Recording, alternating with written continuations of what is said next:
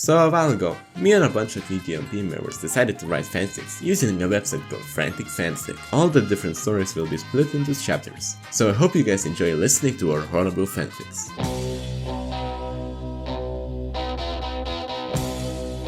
Breaking Good Part 53. Walter is working the night shift at the Freddy Fazbear's Pizzeria, as he needs money to provide for his family. He also works at the Emerald's news network. One night, Freddy knocked on Walter's door. He tried saying something along the line of, "You should get married!" But Walter couldn't hear him. Freddy started breaking down the door so he could share his love with Walter. But he was turned off when the clock struck 6 a.m. Later that day, Walter went to his other job where he used his connections in his drug underworld to collect information for the Emerald News. He had fun interrogating people until his employer, Emerald, called him into his office. As Walter saw the door behind him lock, he stood in shock until he noticed Emerald take his shirt off and wearing his black trousers and a tie on, hold a rose in between his teeth, while his abs lit up the room. Walter stood there in pure confusion, trying to explain to Emerald that he has a wife he's loyal, but Emerald would not listen to him as he dimmed the lights. Okay, that's part 1 then. That's part 1, okay.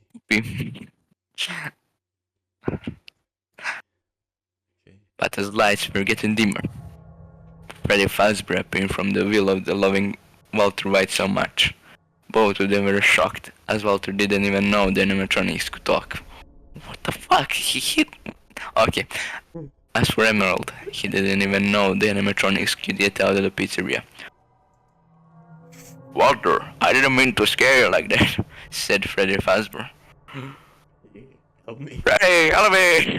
There's Emerald with his hot abs wants to have intimate moments. Well, maybe I wanted it too. But not now. Not here. Walter looked around at the scene a final time before running through the window, shattering it and falling onto a black Toyota, making a Walter-shaped dent on it. Walter got up, coughing some blood, and looking back at the car before hurryingly.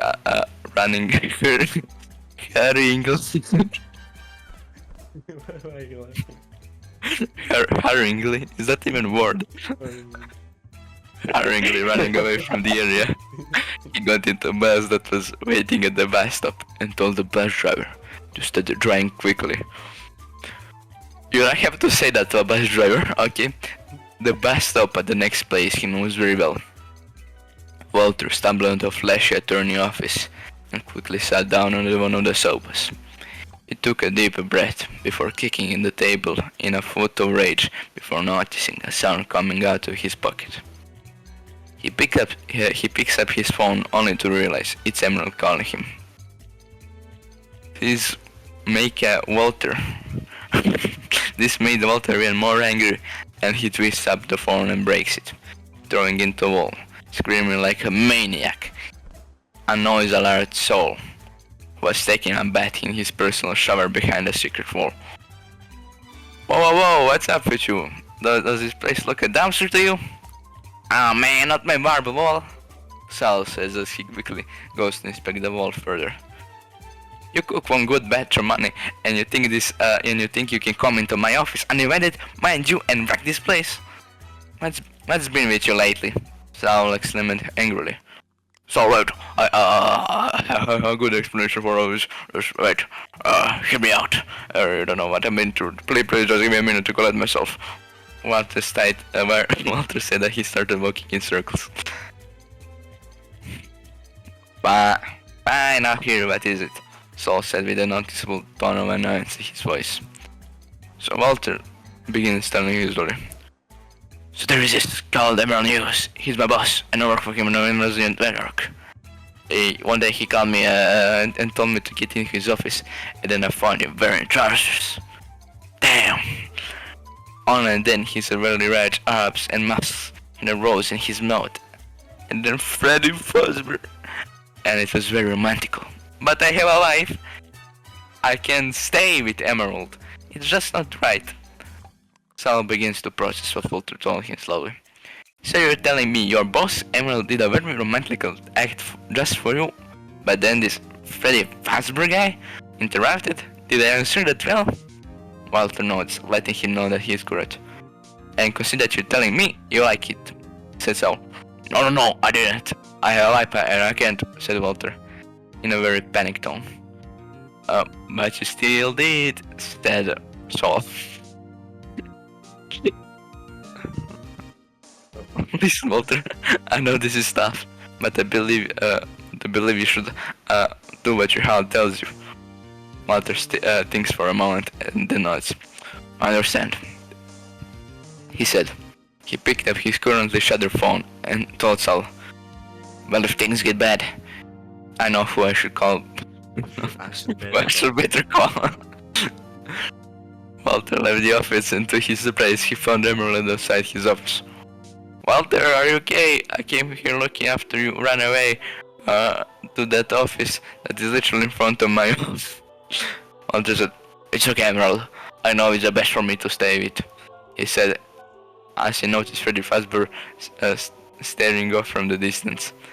He seemed thoughtful at the moment, and then nodded with a sudden look on his face. The clock hits 6 am, then Freddy shuts off, as it is no longer the night and he can't get work anymore.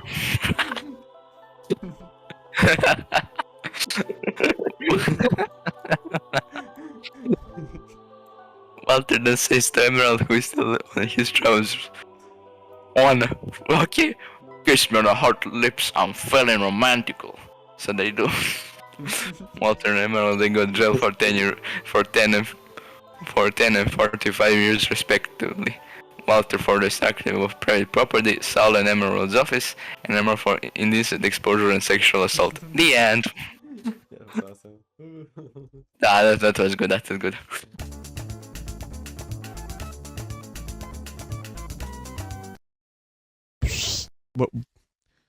What is my life anymore? The beach stream.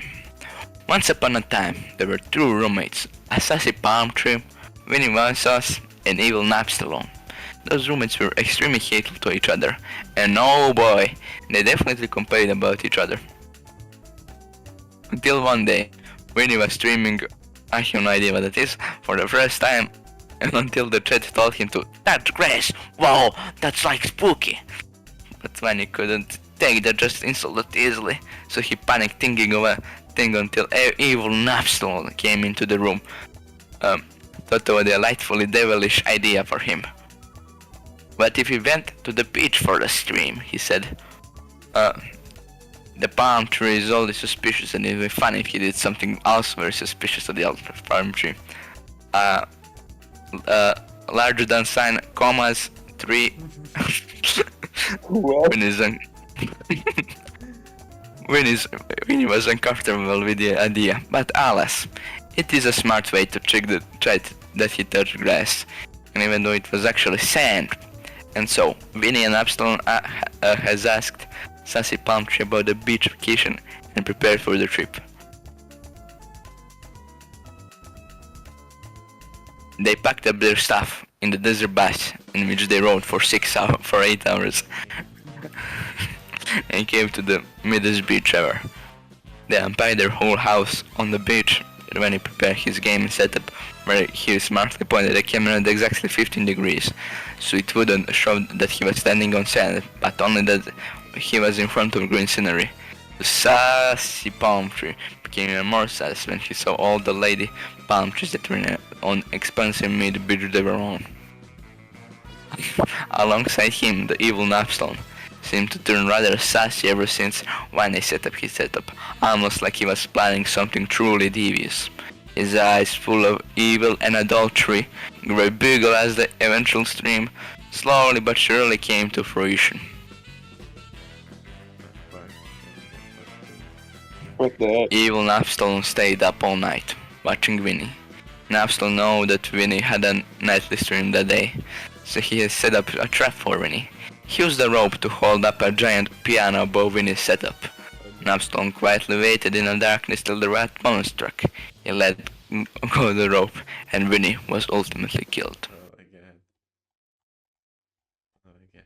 Screams were the only thing that was coming out to the beach. As the horrifyingly scene. Horrifyingly. What are you saying? Horrifying scene took place. Evil Napstalone looked down slowly before his life started draining out of his eyes. The horror of this gruesome act sinking in. And Vinny, what did I do? Palm trees, normal people, and even Twitchat quickly began calling on every emergency number available as evil Napstalone slowly went down into the floor, crying in a fatal pose. Susie Palmtree looked back at him, but didn't mind anything as he was too dumb to understand what was going on. The sound of the sirens deafening the hoarse screams that were still being spilled. Police officers and medics filled the beach in a second as they tried to pull out Vinny's bodies from under the broken piano. Two police officers instantly arrested evil Napstalone, who was still crying on the floor, and shoved him into a police car, driving him into the station.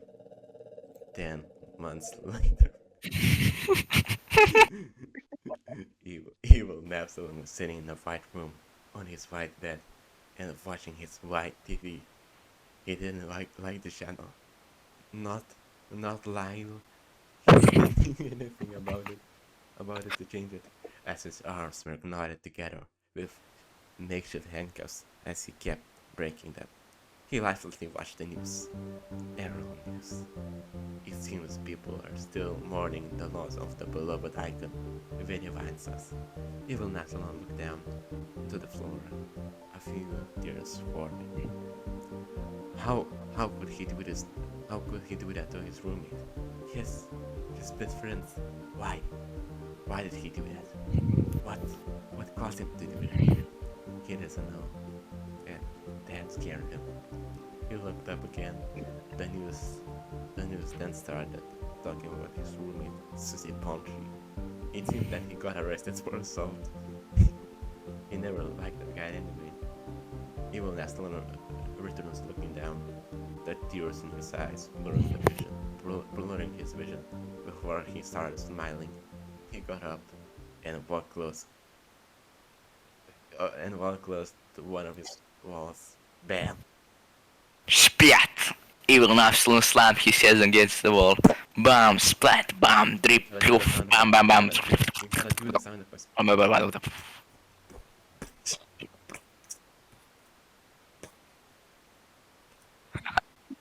Game over. Game over. Oh my god. Oh no. The aura, okay? That fucking bird that I hate. That fucking bird that I hate. That fucking bird that I hate. That fucking bird that I hate. Luigi and X-Emox, the trial of that fucking bird. That's fucking bird. Super Luigi shows up from the warpipe, and his friend Emox UTMP lying on the ground. He's fucking dead! Holy fuck! Anyway, Luigi's like, oh mamma mia! Emox utopia, okay? And Emox doesn't reply because he's dead. So Luigi takes like a one-up portion of stuff and gives it to him, and Emox and he wakes up. Oh! Holy shit! Is that Luigi from Fortnite? Emox proclaims as he's walking by Luigi. Hello, Emox! Luigi replies with a seductive voice. What? This is a human penis. He explains while holding a paper showing the anatomy of a human penis. Emox stands there in a shock until he is skinned by the fucking bird. Luigi takes the shotgun and tries to shoot the fucking bird, taking the small child away, but he misses and blows Emox's brains out.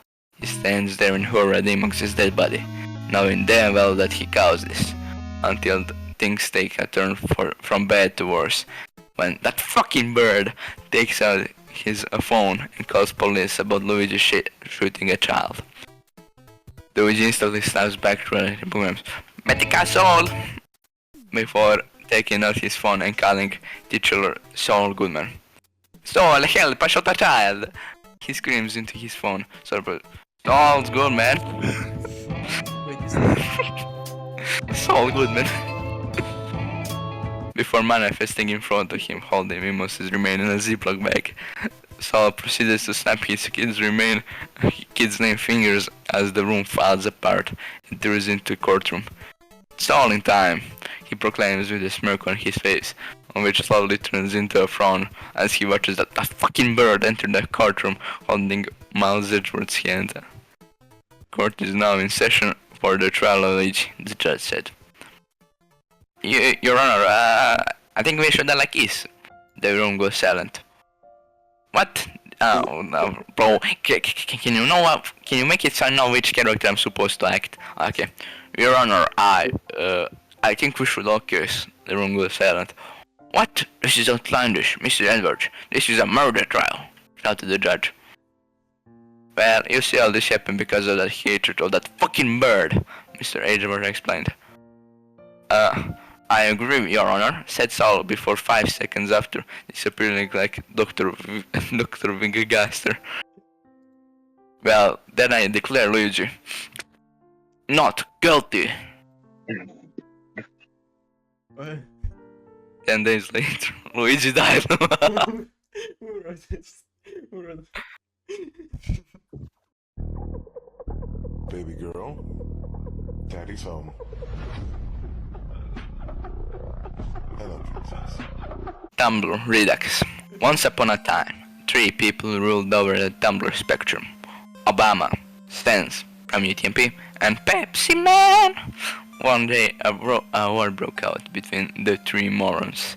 They started throwing their pillows at each other. However, the pillars were ineffective, and thus each idiot tried to make up a way to deal with the other goobers. Obama tried casting a poison spell into his pillow, hoping that it killed the other morons. However, little did he know that the world of Tumblr prevents the use of magic, and which caused Obama to explode and get sent directly into the abyss. Obama was in fear, throwing his hand around trying to grab onto something to prevent his doom. But his attempts were futile. There was nothing he could do, and no hope that he had. He closed his eyes and spouted a small tear out of his eyes. It was the end for him. Until out of nowhere, something stopped his fall. No, buddy. No, buddy. Not so fast. Buddy? No, buddy. Not so fast. Obama heard before opening his eye. The real, it was transformed Undertale. Let's fucking go. No, I know we're fighting each other to death. But it's so unfair when you think about it, don't you think? Obama cracked a smile as Sans started pulling up. Using a comically rare spoon, he pulled out his bones. Thank you, Sans, Obama said. But this is war, he said as Sans stood complete still, in shock of what is going to happening.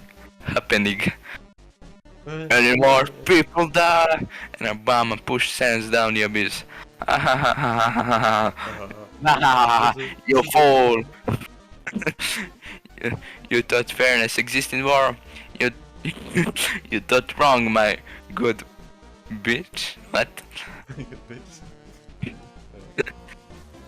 And I thought wrong as well. Pepsi Man said as he appeared behind Obama. But I won't be foolish as him.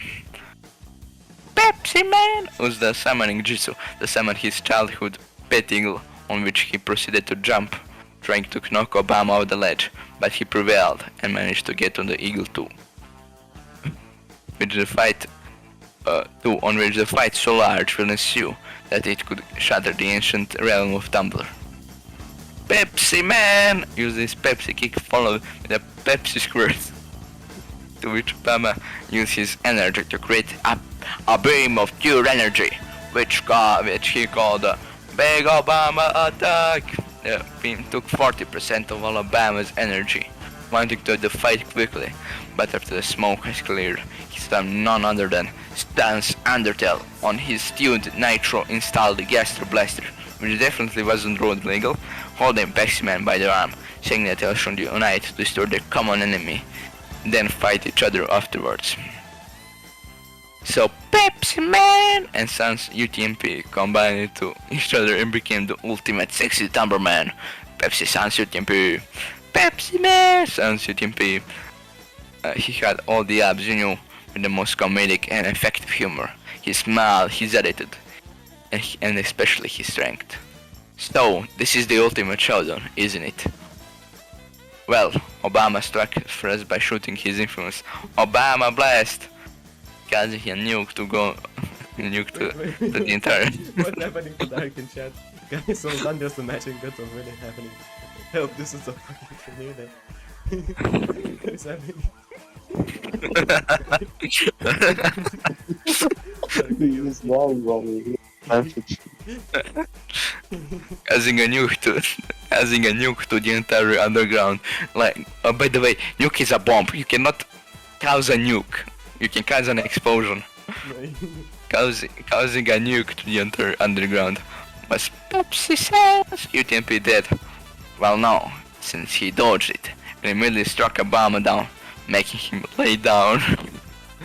Then he came up to Obama slowly. But in a weird moment of dissonance, it was romantic, as they had never fought like this before, and it gave them so much energy. They actually became happy with each other.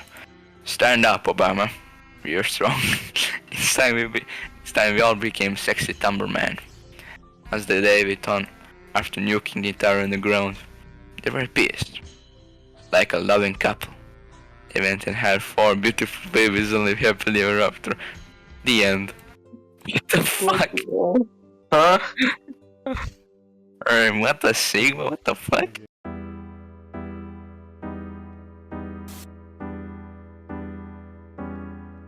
Hello, Peter.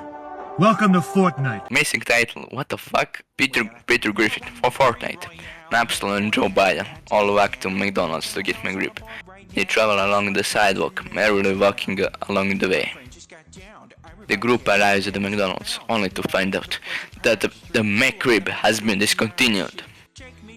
Joe Biden stands up on a counter angrily and shouts, "Will you shut up, man?" Everyone at McDonald's looks at Joe in shock, even Napstalone and Peter. Peter looks on the edge and thinks of running out of the restaurant. Joe continues yelling curses and rude words at the workers, until Napstalone completely loses it at Joe Biden. He shouts at him to stop being so overly rude to the co-workers. Also, it's workers, not co-workers, that they don't work in McDonald's. The workers, or else they will be never getting, they will be getting kicked out of the restaurant and will not get a McRib ever. Joe forgets all about things Napstalone was telling him because he has dementia. But he also forgets why he was yelling in the first place, because he has dementia. Peter Griffin for Fortnite tells Napstalone, "Thank you, Napstalone. I don't know what I would have done if you didn't step in." You got it. You can't just say What? thank Okay, wait, okay.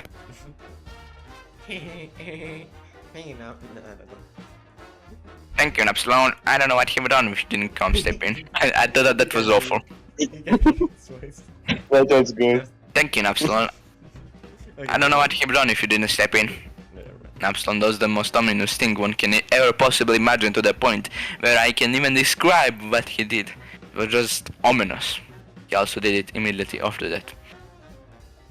But they still needed to get the McRib, and there is no way they're gonna be getting it from McDonald's now that it's discontinued. So what shall they do? Joe gets an idea, but is shut down by the McRib gods. He's standing from the heaven and asking them question, "Do you like the McRib?" And they hand them McRibs, but end up being explosives and blowing them all up. Except from Napstalone, he's already a ghost. How will the gang get back to the life from the afterlife? Oh god. Joe and Peter Griffin for Fortnite. Like, look at the size of this shit. I wrote it. Everything was so short on this. Joe and Peter Griffin for Fortnite. They found themselves in hell. They started brainstorming how to get out, which fried from Joe's brain for a little while. But Peter Griffin from Fortnite realized that all they want is here, in hell.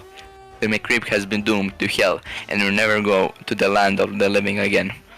But where do they find it? After Joe wakes up from dementia sleep, he heard Peter Griffin's from Fortnite plan on finding the McRib. That's when he realized that only the highest forces defiant of the McRib gods could taste the processed, slightly rib-shaped horrors of human food engineering. Satan himself.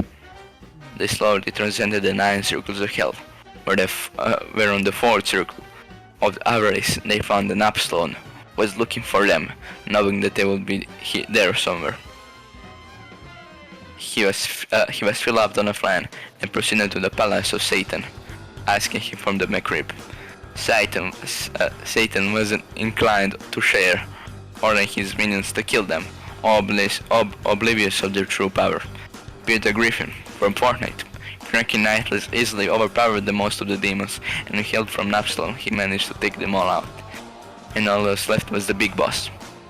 Died Satan, surprised by the power of Peter Griffin from Fortnite, and Napstalone has challenged them, but Joe refused for them to fight, knowing he was the strongest one there.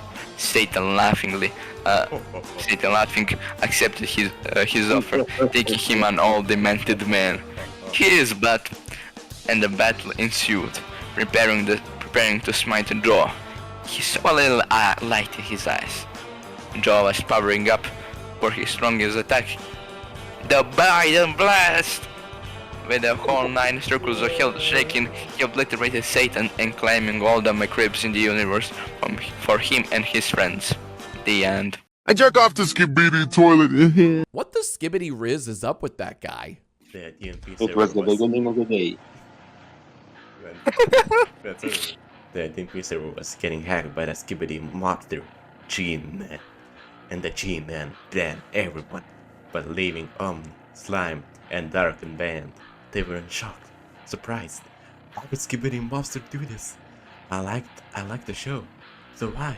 Said Darcc, but Slime and Omni calmed them down. So they all asked the skibbity monster what happened. Skibbity toilet! Mr. Skibbity toilet. No, we have all you should all say that. Mr. Skibbity toilet! Skibidi toilet. Mr. Why did you do that? Why would you Skibbity do that? toilet. Okay, 3, 2, 1, go. Mr. Skibbity toilet. Why did you do that? Said all the 3 combine the G. The G-Man, commas, looked around and noticed he had forgotten to ban primer users. He gave a dubious grin before running at them while singing Skibbity dop dop dop yes yes, skibbity dop the city. Likes instantly without wasting a second. Darcc and Slime began running away because they knew that if they stayed still for even another minute, they would be cooked. A minute, like it's not even suspenseful. It's like 1 second, 10 seconds, 5 seconds, fucking minute. They would be cooked. Unfortunately, Omni was too busy being inactive in the server to remember how to walk, and was stepped on by the G-Man Skibbity toilet. Slime and Darcc found a dark alleyway while running and hastily went into it. The G-Man have lost track of them for now. Relieved, Darcc and Slime shared a cool high five before they inspect the alleyway, noticing a familiar figure sleeping inside one of the dumpsters. Spamton! Darcc and Slime yelled all together. Oh, if it's battle internet lovers, said Spamton. If you want deal you can't refuse, then no, leave off. But Spamton, the evil skibidi demon, is after us. And he banned everyone and we're the only one left. Wow, Slime said. Even skibidi demon? Oh, unbelievable pricing. That can't be real. He's the 1 out of the 10 doctors who don't recommend this product. And ever since he stolen my show and I removed all the virus, I thought he was gone or good, says Spamton. Spamton. Well, he's back and we need your help to get rid of him, Darcc said before hearing a loud slime coming from the behind him. Wait. Before hearing a loud slime behind him. Skibbity dub dub, yes, skibbity dub shitty whip, said the demon. Quick, behind me, said Spamton. Spamton proceeded to sell the gang to the skibbity toilets and everyone dies in the end. Man, this is kinda lazy, you know.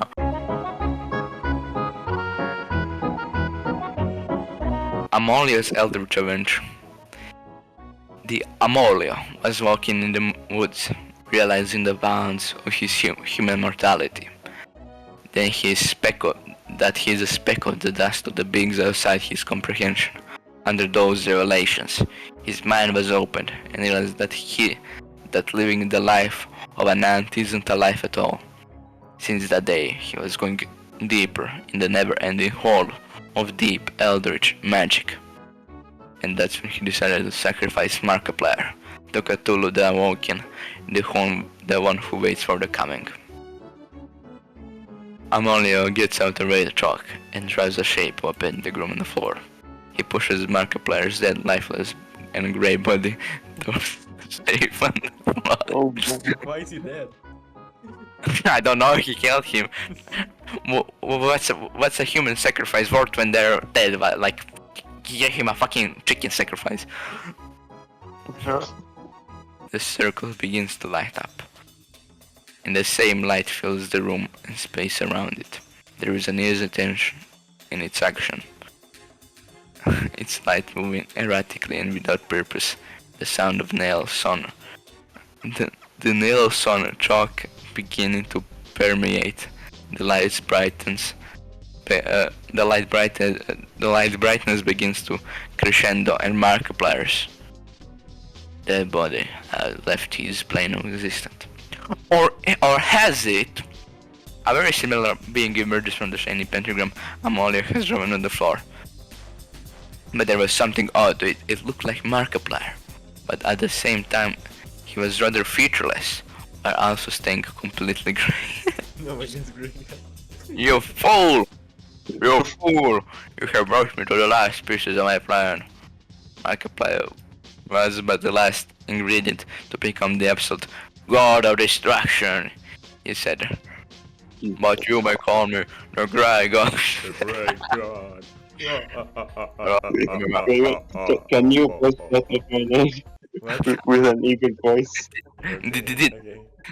This person didn't read the previous two parts. Well, like he probably read this part, then continued writing onwards, like from the Markiplier's dead body left and existed and continued writing. Okay. Amolio stays completely unimpressed towards the revelation in the question, because he saw it coming from like 7 planets away Lamau seamlessly. That was so obvious. Then come on. What about it? What you're planning to do? Like, what's the point in destroying everything that's stupid? The Grey God doesn't know how to react to this because he didn't think about it. He says, pathetic. That's Amolio. Pathetic, Amolio said, before slamming a 1,000-pound punch into Grey's God's physical body, causing an entire mountain to split in half. What? Impossible. How are you doing this? How are you this strong? Grey God said, the answer is irrelevant, and you are not the creature I was seeking. Now I must ask, where is it? He responded before lifting Grey God by the neck and slowly strangling him. Oh, you killed me. You won't know the answer. And even if you did do it, you would have wasted the summer for nothing. said Gray. I know, which is why if you don't spit out an answer, I'll keep resummoning you, just to torture you, till the end of time. Markiplier's mailbag is very Markiplier's mailbag is very durable and meaning reusable, as you can see, said Amolio as he strengthened his grip. Fine. In what condition? You must play my game, and I shall reveal it to you. Said Gray. And what would that be? Amolio responded. Tick, tick, tack, toe. Fire. Play my game. Find my pages. There's like a cliffhanger. That was a nice thing. Sequel coming soon. Oh my god.